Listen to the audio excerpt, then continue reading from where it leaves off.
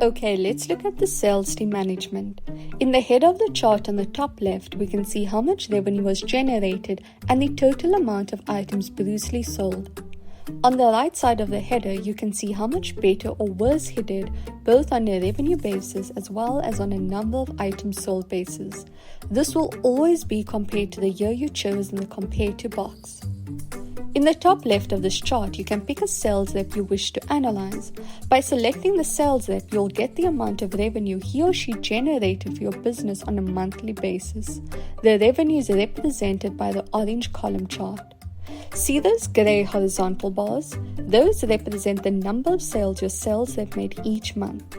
The red and green lines underneath the column chart represent the increase or decrease of the revenue generated by your sales rep in the current year compared to the year you selected in the Compare To box. Now we can read this chart as follows. So let's take a look at Bruce Lee. In April 2021, he generated $555 of revenue by selling 7 items. Mr. Lee generated 125% more revenue in April 2021 than he did in April 2020.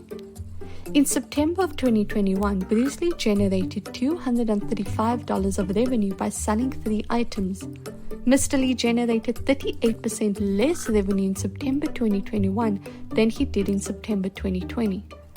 Now on the top right of the dashboard, you're able to see your best and worst performer of the current year, as well as how much revenue your sales reps, platforms, or stores generate on average. So here's an important tip.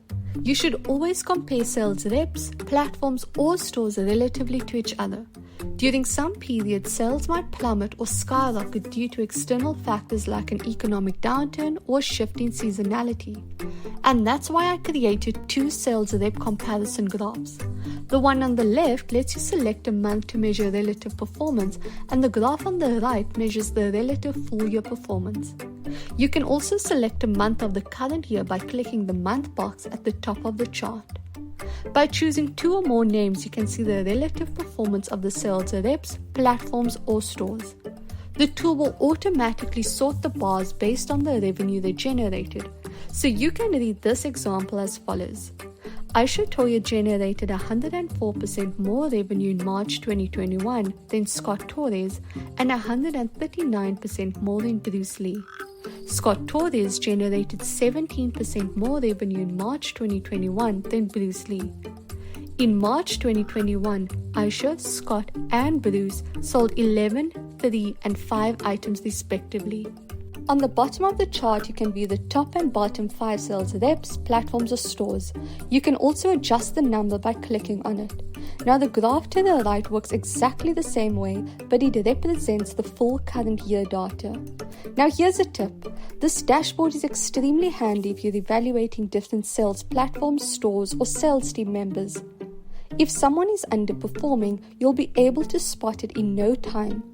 You should always take into account what a platform, store, or sales team member is costing you and how much bacon he or she is bringing home.